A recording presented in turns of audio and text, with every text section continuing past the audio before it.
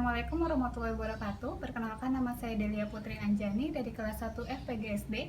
Di sini saya akan menjelaskan tentang hakikat dan fungsi Pancasila, mata pelajaran Pancasila dan Kewarganegaraan untuk dosen pembimbing Ibu Nur Latifah MPD. Saya akan menjelaskan terkait hakikat dan fungsi Pancasila. Yang pertama itu ada hakikat Pancasila. Hakikat berarti membicarakan tentang hal-hal yang hakiki atau mendasar. Demikian juga halnya dengan upaya memahami hakikat Pancasila dalam kehidupan berbangsa dan bernegara.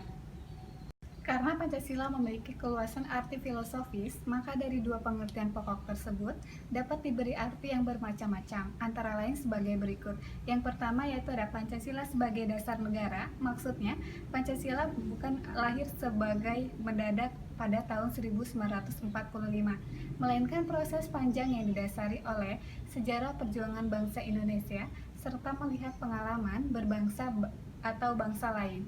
Kedudukan Pancasila sebagai dasar negara, sebagaimana yang tertuang dalam pembukaan Undang-Undang Dasar 1945, merupakan sumber tertib hukum tertinggi yang mengatur kehidupan negara dan bermasyarakat. Yang kedua yaitu Pancasila sebagai pandangan hidup. Maksudnya, fungsi pokok Pancasila sebagai pandangan hidup bangsa Indonesia adalah sebagai pegangan hidup, pedoman hidup, dan petunjuk arah bagi semua kegiatan hidup dan penghidupan bangsa Indonesia dalam berbagai aspek kehidupan masyarakat dan bangsa Indonesia. Yang ketiga ada Pancasila sebagai kepribadian bangsa Indonesia. Maksudnya, kepribadian artinya gambaran tentang sikap dan perilaku atau amal perbuatan manusia yang khas yang membedakan dengan bangsa-bangsa lain. Di sini ada ciri-ciri khas kepribadian bangsa Indonesia tercermin dalam sila-sila Pancasila. Yang salah satunya ada berketuhanan yang Maha Esa.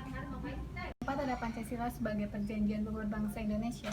Maksudnya, istilah Pancasila sebagai perjanjian luhur bangsa Indonesia ini muncul dalam pidato kenegaraan Presiden Soekarno di depan sidang Dewan Perwakilan Rakyat Gotong Royong atau DPR GR. Pada tanggal 16 Agustus 1967, Pancasila dinyatakan sebagai perjanjian luhur seluruh rakyat Indonesia.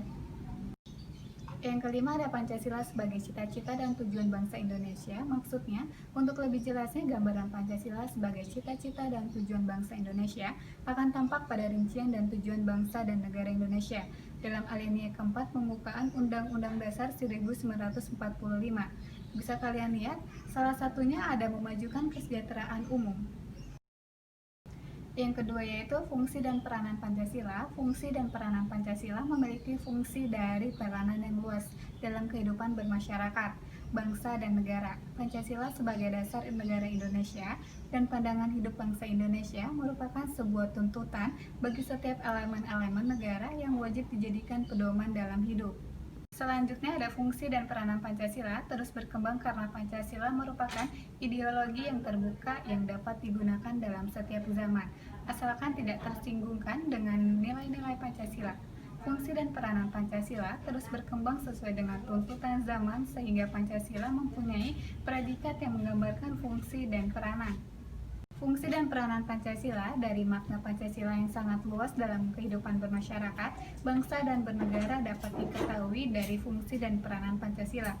Fungsi dan peranan Pancasila bisa Anda lihat di sebelah saya ini.